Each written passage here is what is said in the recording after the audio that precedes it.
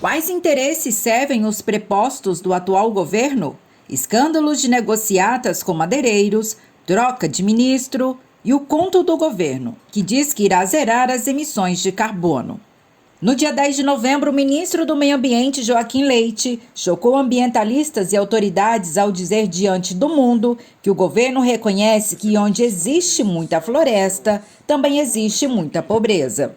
A declaração foi feita em seu discurso oficial na Conferência da ONU sobre Mudanças Climáticas em Glasgow, na Escócia. Um dia antes, em coletiva de imprensa realizada no dia 9 de novembro, o ministro Joaquim Leite se recusou a responder se o governo vai ou não retirar apoio a projetos de lei em tramitação no Congresso Nacional, vistos como combo do desmatamento e da poluição. E a destruição do governo Bolsonaro continua. Invasões de terras indígenas dispararam. A mineração de ouro está poluindo os cursos d'água. E o Mourão justificou negar a água doce às aldeias atingidas por Covid-19, porque os índios bebem água dos rios. Participam desta edição, além de Antônio Neto, bancário do Banco do Brasil e dirigente sindical, Denis Rivas, liderança do ACEMA, Associação Nacional dos Servidores da Carreira de Especialista em Meio Ambiente, e do PECMA, ACEMA Nacional, e também Daniel Gaio, secretário nacional de Meio Ambiente da CUT.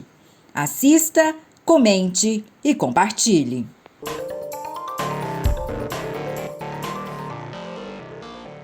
Olá, estamos aqui mais uma vez, em mais uma edição do nosso programa Se é Público é para Todos.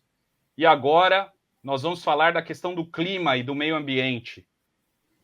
As questões ambientais, o problema do aquecimento global, o problema climático, a falta de chuvas, o excesso de chuvas, todas as intercorrências ambientais que a gente tem vivido, inclusive nas grandes cidades no último período, é de interesse de todos? Ou a gente tem poucas pessoas tendo o poder de decidir e determinar quais vão ser os rumos da vida da humanidade nos próximos anos, diante de todo o cenário de caos climático aí que a gente está vivendo, somado a toda a questão política e econômica e toda a conjuntura que a gente está vivendo.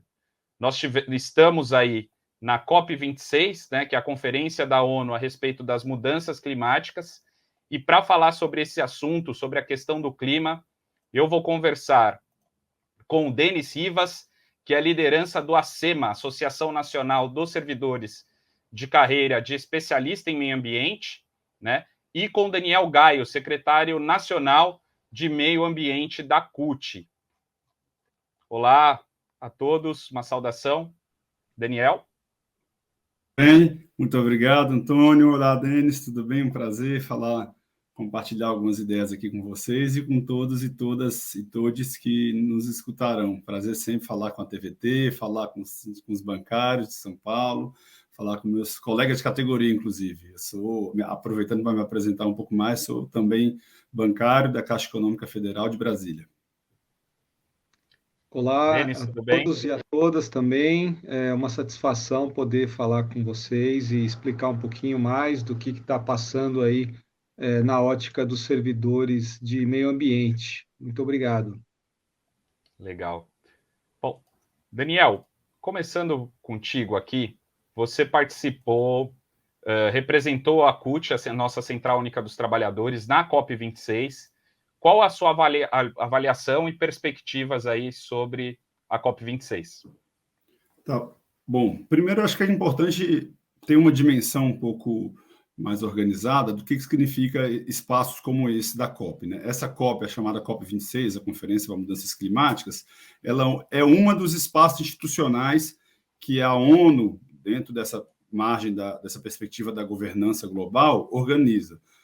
Existem outras, como, por exemplo, a COP da Biodiversidade, Conferência do Clima, a Conferência da Biodiversidade e outras conferências, inclusive as conferências e os encontros que tratam de mercado, do sistema financeiro, também todos eles tratam do clima ou do meio ambiente, porque isso também é considerado por muitos atores dessa governança global como uma questão econômica ou até mesmo como mercadoria. Então, a COP é um desses espaços, mas o que na verdade, o que tomou maior protagonismo. Infelizmente, esse protagonismo não tem se efetivado em resultados positivos. A CUT participa, o movimento sindical internacional como todos, os movimentos trabalhadores, participa dessas discussões desde o nascedor, ali, desde antes da própria ECO 92 no Rio, mas ali já tínhamos uma participação organizada do ponto do sindicalismo internacional, a CUT no Brasil representando de forma muito organizada e presente os trabalhadores, já que a CUT, desde Chico Mendes, né, o Chico Mendes que foi, antes de ser ambientalista, o Chico Mendes era um sindicalista e dirigente da CUT. Então, desde a gestão que o Chico Mendes veio a compor a Executiva Nacional da CUT, esse era um elemento muito presente para nós, discutir o meio ambiente. Então, desde 92, essa discussão se torna mais institucional, as conferências passam a acontecer anualmente, o único ano que não teve foi o ano passado por conta da pandemia, mas essa é a 26ª conferência. Uma muito singular e simbólica, que a maioria de nós tem memória, que foi há pouco tempo atrás, foi a Conferência de Paris, que aprovou o chamado Acordo de Paris. Um acordo que deveria, a partir de então, ser esmiuçado pelos países, e esses países deveriam, a partir do acordo firmado lá pelos 196 países que lá estavam na conferência, esses acordos deveriam ser esmiuçados em políticas efetivas pelos países. Então, os países tiveram alguns anos para entregar. Essa COP agora, que está acontecendo ainda, essa COP26, aqui em Glasgow, na Escócia, ela seria o desfecho de uma série de discussões de quanto os países estão efetivamente entregando políticas para cumprir o que está determinado no Acordo de Paris, de tentar limitar a 1,5 grau o aquecimento global. Esse aumento em 1,5 grau já tem uma repercussão tremenda na vida de milhares de pessoas, principalmente os mais pobres, as mulheres, os trabalhadores. Então, isso já é de extrema preocupação. Agora, o que nós estamos vendo como resultado dessa conferência, que ainda não terminou e que ainda tem muita negociação a ser feita até sexta-feira, é ainda mais preocupante, porque a conferência que deveria entregar um mínimo de respostas, do ponto de vista dos países e de efetividade, está saindo daqui. Nós estamos saindo daqui, nesse momento, hoje, inclusive, eu volto para o Brasil, mas saio extremamente frustrado com as negociações como um todo, a forma como os países, inclusive os países que são chave na negociação, têm se comprometido com o mercado e não com os resultados da redução de emissão, e o Brasil ainda mais entrega uma posição de frustração ainda mais para o mundo, né? Então, esse é o panorama até então. Ainda tem mais 2 dias de conferência e duas negociações específicas muito importantes, mas infelizmente com baixa expectativa. Tá certo, Daniel. A gente tem, então, por um lado, um regime político aí global com uma marcha lenta aí, ou com poucas iniciativas para mudar efetivamente a questão climática, para ajudar realmente a reduzir os impactos ambientais que estão causando tantos problemas para a gente. E, para além disso, a gente tem essa nova extrema-direita, que é global, que não está só aqui no Brasil, condenando e avançando contra aqueles que lutam em defesa do meio ambiente, em defesa da qualidade de vida da grande maioria dos seres humanos, dos povos mais pobres, que são os maiores afetados pelos impactos ambientais no planeta, né? E aí, para falar dessa extrema-direita, a gente teve aí mais uma pérola de um representante desse governo Bolsonaro, que foi a participação do atual ministro aí, do novo ministro, o Joaquim Leite, ministro do Meio Ambiente, que substituiu o seu Ricardo Salles, que foi o cara que ia passar a boiada, ia destruir, derrubar tudo, num debate de uma reunião ministerial que já veio à tona muitas vezes em outras edições desse programa, inclusive com a questão da privatização dos bancos públicos, das empresas estatais, do desmonte de todo o patrimônio nacional, mas também o desmonte do grande patrimônio desse país, que são as nossas florestas, a nossa biodiversidade, etc. e tal. Esse cara sai com uma confusão também ali na Polícia Federal a respeito da investigação dos casos contra ele. E aí eu já queria passar a palavra aqui para o Denis, né? Denis, falando desse governo aí, o que a gente tem nessa gestão a respeito da questão ambiental, na fiscalização das empresas, como é que está sendo essa situação, Denis? Bom, Antônio, obrigado pela pergunta. É um desastre, né? Você mencionou agora o Joaquim Leite, o ministro atual, ele mencionou hoje, né, que aonde existem florestas, existe pobreza.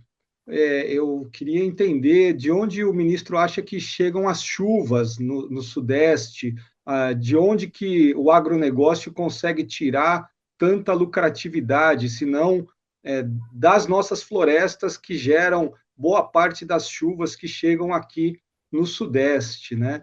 O ministro também é responsável por desmontar o Fundo Amazônia, que é uma iniciativa com recursos internacionais e também brasileiros, né, que apoiava centenas de projetos para geração de emprego e renda a partir da floresta em pé. Então, é um desgoverno total. Eles desmontaram o Fundo Amazônia, assim como estão desmontando a atuação da fiscalização, jogando os cargos estratégicos nas mãos de militares, e que são militares que não estão ocupando esses cargos para realizar o trabalho com outra perspectiva, para não realizar o trabalho. A diretriz que chega para não atuar nas áreas onde tem garimpo, não atuar nas áreas onde vai ocorrer a destruição de maquinários, e os fiscais têm se sentido de mãos atadas, porque eles estão sendo comandados por esse tipo de profissional, antiprofissional, né? Tudo isso a gente tem denunciado cotidianamente. Na semana passada, a gente lançou o volume 2 do nosso dossiê, Cronologia de um Desastre Anunciado.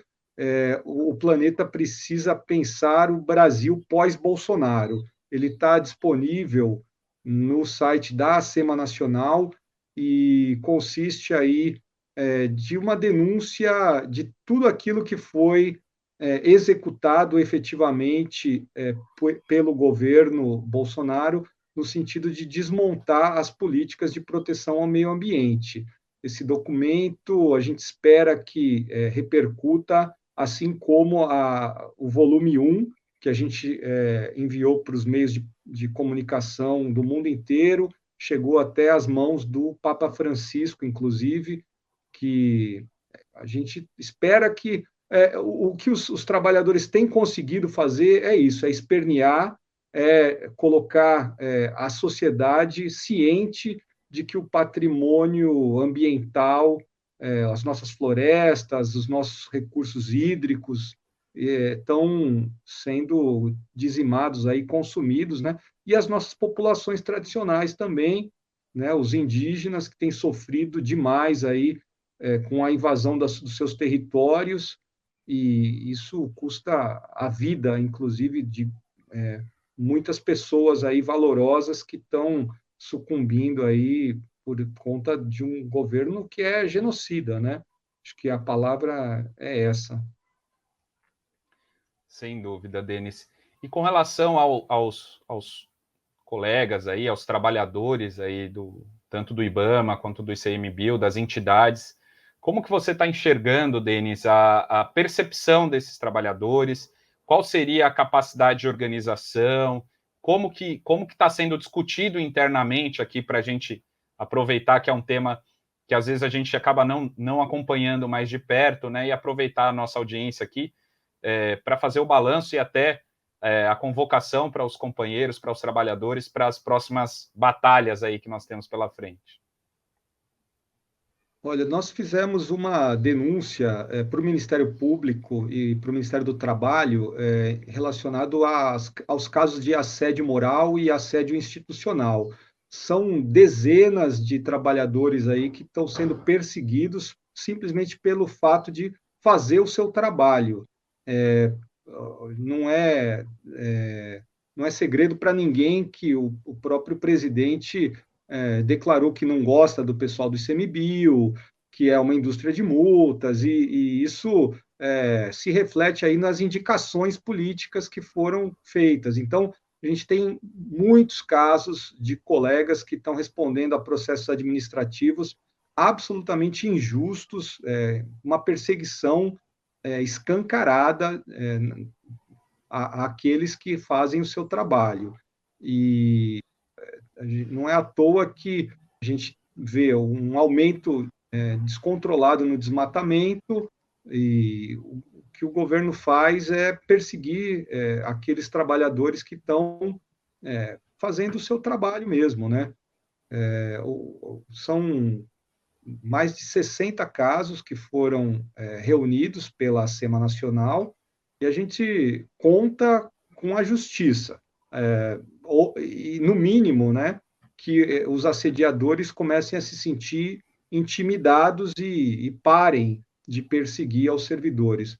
Mas o trabalho da associação é esse: tentar fortalecer os trabalhadores e fazer com que eles percebam que é só na luta coletiva que a gente tem alguma chance de resistir e sobreviver a esse desgoverno e tentar, numa próxima gestão, retomar, né, os instrumentos de gestão ambiental, os planejamentos estruturais e estruturantes, né, para que a gente consiga reverter os desmatamentos e voltar a pensar numa produção sustentável aí das nossas florestas e, enfim, é importante não só para quem mora nas florestas, né? As florestas são importantes para a geração de chuvas aqui no Sudeste, e a crise hídrica está batendo aí na porta de todo mundo aqui da região Sudeste, né? É isso. Tá certo, Denis. A gente, aqui na nossa região, a gente passou recentemente por uma situação caótica aí, ficou tudo escuro aqui em São Paulo, né? A iluminação, e as pessoas não entendiam o que eram, e muito se diz aí, os especialistas dizem que foi consequência aí de uma série de ações aí de queimadas em outras regiões muito distantes. Aquele ciclo que seria o ciclo da água da chuva virou um ciclo de escuridão, de fumaça, e assustou muito. A gente teve outros episódios aí de poeira no interior de São Paulo. Desculpa, pode falar.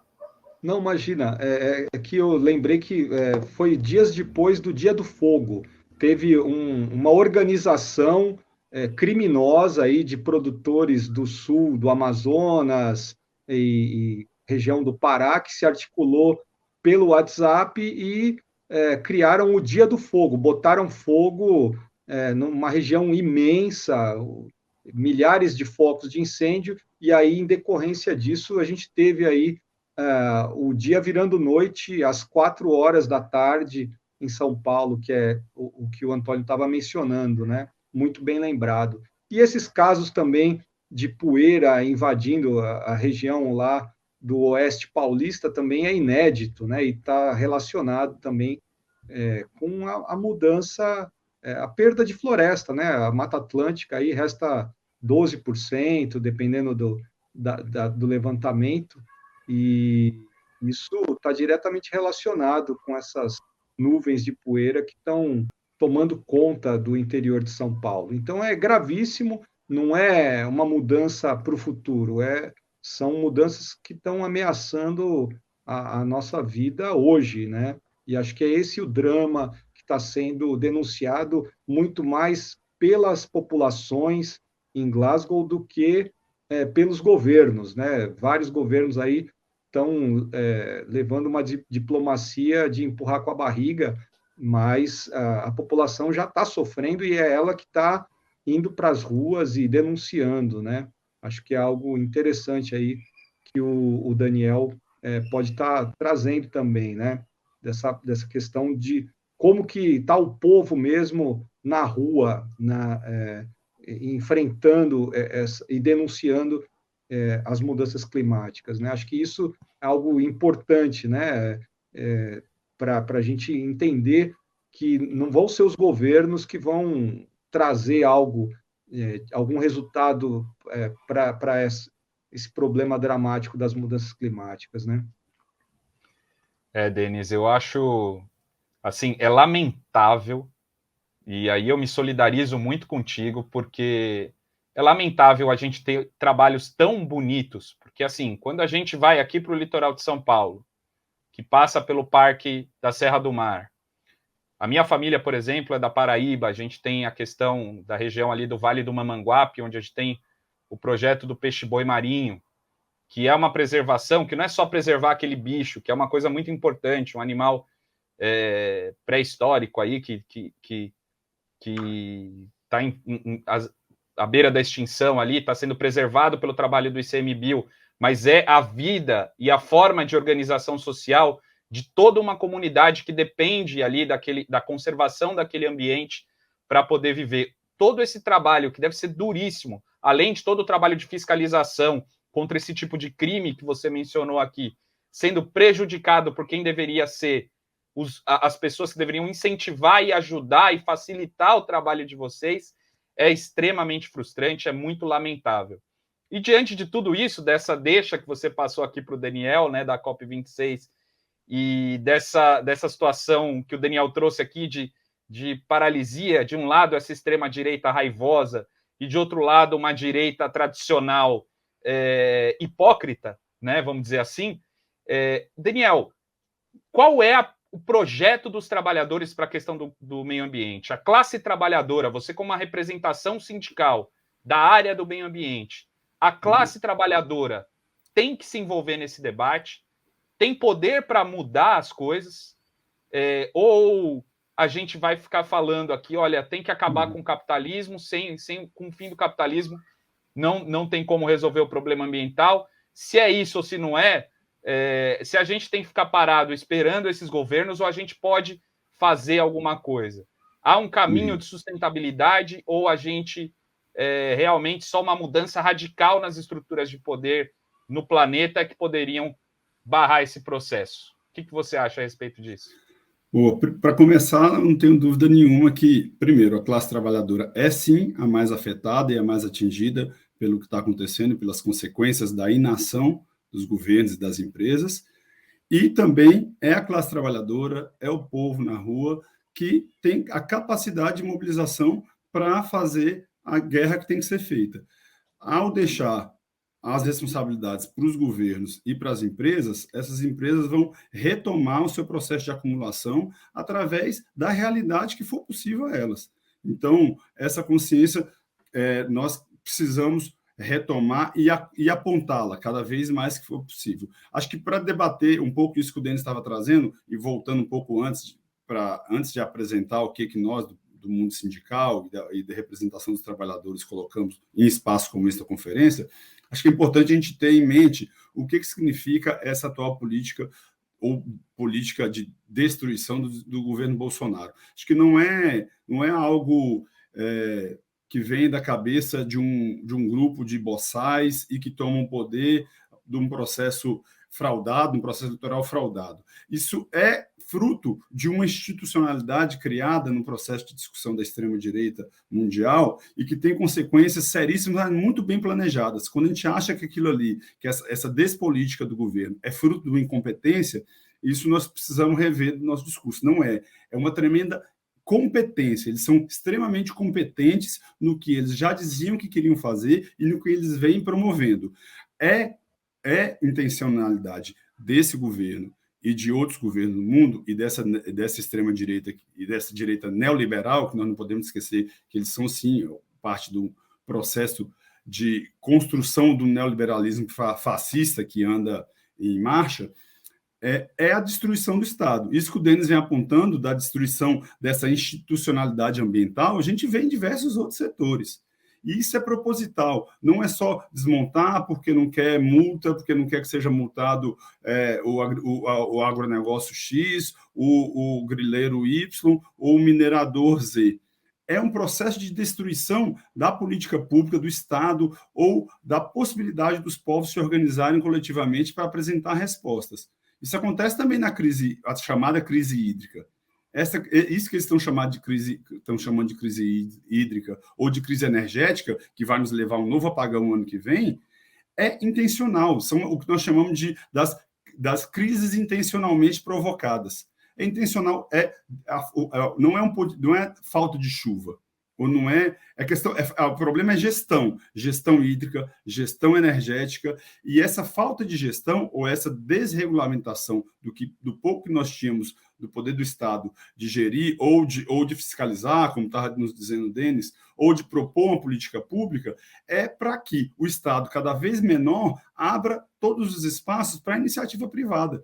E aí vem as falsas soluções do capitalismo, inclusive do capitalismo verde, prometendo, através das suas ações do capital, reduzir carbono ou retomar o papel do Estado nessa política de gestão. Ou seja, entregar para o capitalismo, entregar para as empresas de energia eólica e solar, entregar para as empresas que venham terceirizar a gestão dos recursos hídricos no Brasil. A capacidade de responder a essas demandas significa que eles vão responder conforme os seus lucros. Então, isso para nós é mais importante de ser desmistificado. Não tem, primeiro, uma incompetência do governo Bolsonaro.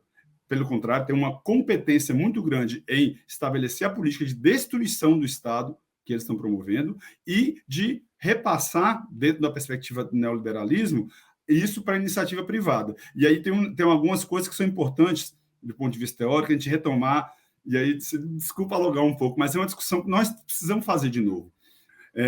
Tem um cara que antes nós estamos aqui em Edimburgo, essa COP é em Glasgow, né, mas estamos em Edimburgo, e é aqui, inclusive, onde nasceu o Adam Smith, um dos precursores, ou dos papas, ou dos gurus do neoliberalismo.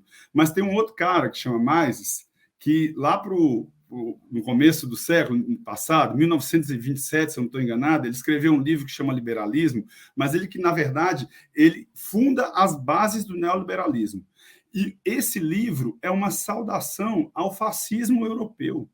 As bases, o neoliberalismo foi fundado saudando o fascismo, porque o fascismo teve a capacidade diretiva de reorganizar o Estado de uma forma autoritária para permitir que o capital pudesse se apropriar do Estado e organizar as políticas públicas sem a intromissão de movimentos sociais. Então, é dessa perspectiva que parte o neoliberalismo, e o governo Bolsonaro, que é sim um governo neoliberal com viés fascista, ou seja, tradicional neoliberal, vem retomando isso e não discute nada com os trabalhadores.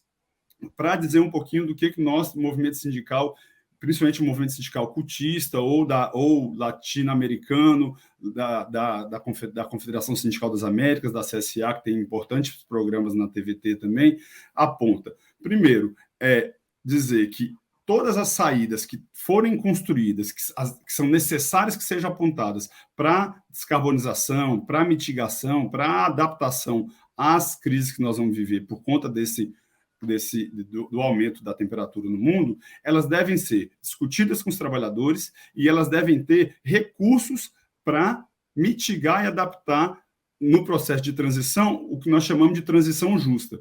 Ou seja, muitos empregos deixarão de existir se as políticas forem efetivadas, as políticas de descarbonização necessárias, nós reconhecemos, necessárias.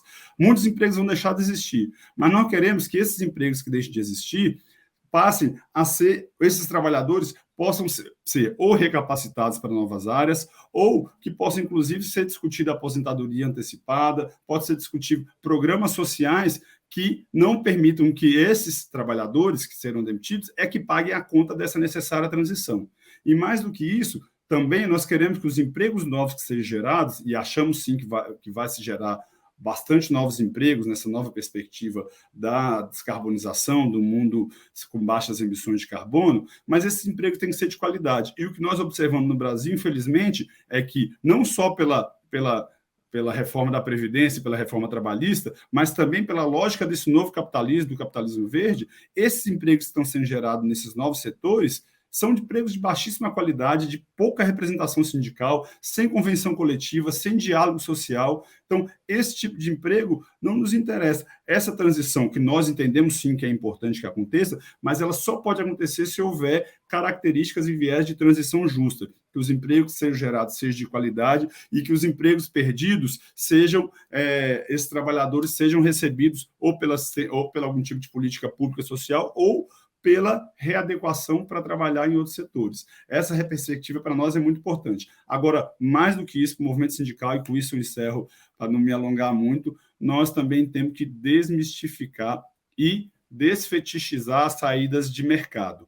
Como a gente estava lá, inclusive, dizendo no neoliberalismo. As saídas não são pelo individual. As saídas não podem ser entendidas como individual e muitas vezes a mídia e o capitalismo querem nos vender isso, que a saída é tomar o banho mais rápido, é economizar água, é comprar um carro elétrico, é instalar placa solar nas casas, é usar menos energia. E a saída não é pelo individual, a saída é pelo coletivo, e nós temos que demonstrar coletivamente, enquanto povo, que nós não vamos aceitar o capitalismo jogar para os indivíduos e jogar para o povo, inclusive para os mais pobres, a responsabilidade por algo que é esse capitalismo que está causando. E aí esse modelo industrial, mas mais do que isso no Brasil, fica claro, é esse modelo do agronegócio que consome muita água, que consome muita energia, que gera um impacto, inclusive, e agora na velocidade acelerada, desde o governo Temer, desde o golpe, presidenta Dilma, ampliando, inclusive, o desmatamento, que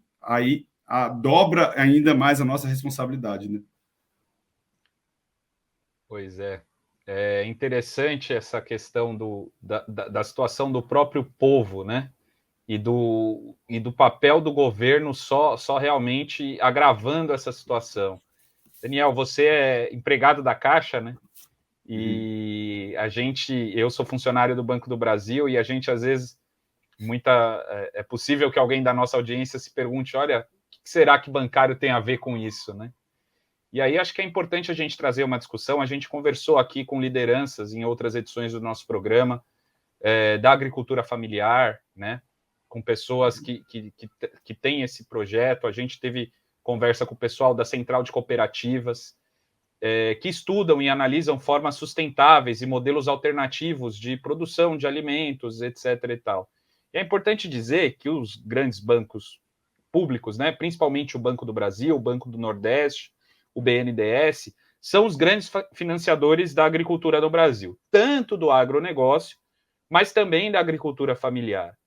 Agora, se a gente tem a privatização desses bancos, né, você deixa de ter um instrumento que é capaz de financiar, de sustentar, né, de ajudar aquele produtor que tem um modelo que de fato nos alimenta na grande cidade, porque não é esse agronegócio que é majoritariamente exportador, né, e que não tem o foco ali no consumo das famílias, não são esses grandes produtores que nos alimentam, muito pelo contrário, são os pequenos produtores que produzem a maior parte do alimento que a gente come em todas as grandes cidades.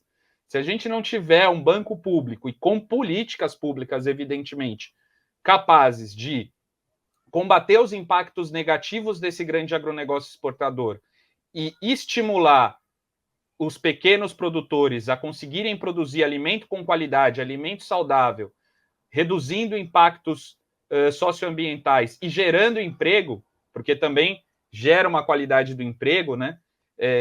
Isso seria um caminho e um objetivo que a gente poderia traçar, e eu acho que passa por toda essa pergunta que eu te fiz e que você respondeu de forma muito brilhante aí, pela organização dos trabalhadores, pelos trabalhadores terem consciência e entenderem que, primeiro, são os mais afetados, né? São aqueles que serão os verdadeiros prejudicados, e depois tem que ser sujeito da sua mudança, e a saída é coletiva, né, Daniel, como você muito bem falou. Então, passar aqui para o Denis, para já fazer as suas considerações finais, e dizer, Denis, o Daniel comentou aqui, você também, vê a imagem do nosso Chico Mendes aí na sua tela. Eu queria também, eu já estou deixando aqui minhas considerações finais também, e dizer que, em nome de Chico Mendes aí, vocês estão trilhando e continuando a luta que é dele, né? E é o mínimo que a gente pode fazer aqui, é dar esse espaço para que vocês falassem aqui todas as contribuições que vocês trouxeram, e viva Chico Mendes, viva a classe trabalhadora. Bom, muito obrigado, Antônio. É uma satisfação. Acho que a gente está sempre aprendendo. Acho que o Daniel trouxe aí informações muito importantes diretamente lá de Glasgow, e o que ele colocou em relação ao liberalismo e ao neoliberalismo me faz lembrar um filme muito interessante aí com a temática ambiental, que é o Virunga. Queria recomendar para todos que têm Netflix, enfim, é um filme que está disponível aí, porque ele mostra a que ponto chega a ausência do Estado. A gente deve ter muito bancário aí que caiu no conto do neoliberalismo, né? Então é importante ver aonde que chega um país sem Estado, que é o caso do Congo, que foi explorado pela Bélgica, e os parques sendo invadidos aí pelas mineradoras, que é o que está acontecendo no momento presente no Brasil. Então, eu me despeço aí da audiência recomendando que assistam Virunga. Valeu pela dica cultural. Eu, em outra edição desse programa, que a gente comentou sobre a questão da sustentabilidade, do agronegócio, eu deixei a sugestão da música Reis do Agronegócio, do grande Chico César, que é uma canção bem comprida, assim, mas muito interessante, que fala desse tema. É sempre bom a gente trazer dica cultural aqui para o nosso programa. Virunga, vou adicionar aí na minha lista, vou atrás com certeza. Daniel, suas considerações finais? Pois pronto, eu estava até procurando aqui rapidamente no celular também, uma indicação cultural, um filme, não encontrei, mas eu vou dizer pelo menos uma parte do nome aqui, depois todo mundo busca, ele está no YouTube, e ele não é um filme brasileiro, é um filme indiano, mas que vai passar para perspectivas de alguns outros países também, e eu acho que tem bastante a ver, apesar de ser um filme que teoricamente trata de educação, mas ele tem bastante a ver com isso que nós estamos discutindo aqui, e que o importante processo que nós temos que passar de superar o que nós chamamos de racismo ambiental, que é o processo de desaprender. Nós aprendemos numa perspectiva que não nos serve mais. Essa perspectiva que nós aprendemos nos levou a essa situação de crise que nós temos. Então, nós temos que passar por um processo de desaprendizagem. Isso é bem, de certa forma, freiriano, mas esse filme, se não me engano, esse filme chama Educação, a última tarefa do homem branco, algo do tipo. Mas, se tudo der certo, no próximo programa, quem sabe eu te passando por mensagem, você indica ele. Mas é um filme sensacional e que vai retomar um pouco dessa perspectiva de como que a gente incorporou essa perspectiva ocidental de transformar tudo em mercadoria. E essa Conferência do Clima, que está encerrando agora, é um grande exemplo disso, infelizmente. A COP26 é a COP da mercantilização da natureza. A natureza está toda transformada em mercadoria, e ela, que tem a tarefa aqui, enquanto conferência, de resumir ou de dar formatação ao mercado de carbono, significa dizer que todas as nossas florestas, inclusive as que estão sendo griladas na Amazônia por esses criminosos que promoveram o Dia do Fogo e que estão roubando terra pública, roubando terra de área de preservação ambiental, roubando terra de área de reserva indígena, esses ou vão ganhar devastando e vendendo madeira e botando gado, ou vão ganhar com a floresta em pé, porque vão vender crédito de carbono. Enquanto isso, cada vez mais a economia solidária ou a agricultura familiar tem menos crédito. Eu tive a oportunidade de trabalhar na Caixa Econômica na implantação do crédito fundiário, há um pouco mais de uma década atrás, quando a Caixa Econômica, para além dos programas sociais que ela já fazia, ela estava ali se dando a tarefa de também colaborar na concessão de crédito para a agricultura familiar. E, infelizmente, esse foi mais um dos programas que foi enterrado nesses últimos anos. Se nós não retomarmos essa perspectiva, também do crédito, dentro da perspectiva do capital, mas de também superar isso enquanto algo efetivamente necessário e sem o qual nós não vamos conseguir viver, nós não vamos apresentar as respostas certas para esse mundo. Então, acho que quanto mais a gente incorporar, mesmo na nossa tarefa de bancário, sabendo que a tarefa de bancário tem as burocracias e as nossas tarefas institucionais, mas na nossa tarefa de militante, ou de agentes sociais, ou de pessoas, ou de seres humanos mesmo, nós temos que retomar uma perspectiva do ecossocialismo, da economia ecológica, da economia feminista, do antirracismo, porque para conseguir superar isso que nós estamos enfrentando agora, tem que ser muita organização do povo, mas organização com a perspectiva positiva, não é de se render a essas fetichizações do capital. Então, retomar a economia ecológica, retomar a economia feminista, para nós é muito importante. Ter a dimensão de que o trabalho reprodutivo, todo trabalho reprodutivo que não é considerado trabalho, ou seja, todo trabalho que a maioria das mulheres fazem em casa, com o filho, com o marido, na sustentação efetivamente do processo produtivo, esse trabalho reprodutivo é completamente invisibilizado. E se nenhuma conferência do clima, que trata de meio ambiente, consegue entender o papel do trabalho reprodutivo no mundo e em defesa da natureza, não é essa institucionalidade que vai resolver. Tem uma tarefa importante no processo eleitoral que ano que vem, mas acho que nós temos que passar, ser além. E o ecossocialismo, para mim, é uma perspectiva que nos permite ser além do que somos hoje. Acho que temos que lutar aí por um programa aí dos trabalhadores que discuta radicalmente esses assuntos também, né? Momento de crise tão grande que a gente está vivendo, acho que também é um momento da gente refletir e também pensar em avançar, não só em nos defendermos, mas pensar numa agenda e num programa que avance efetivamente, que traga dias melhores para todos nós. Bom, essa foi mais uma edição do programa Se é Público, é para Todos. Agradecendo aí ao Daniel e ao Denis, muito obrigado pela participação de vocês, pelo canal do YouTube do Sindicato dos Bancários de São Paulo, Osasco e Região, e pelo canal do YouTube da nossa TVT. Agradecer a Helenice, que está aqui no comando da nave, agradecer ao Léo, que nos ajuda aqui na produção, ao Dionísio, e a Marta, nossa secretária de imprensa, a Neiva, secretária-geral do sindicato, e a Ivone, presidenta do Sindicato dos Bancários. Muito obrigado e até a próxima. Tchau, tchau. Obrigado, até a próxima. Obrigado, Dionísio, Ivone, Marta. Esqueci de agradecer vocês. Um abraço.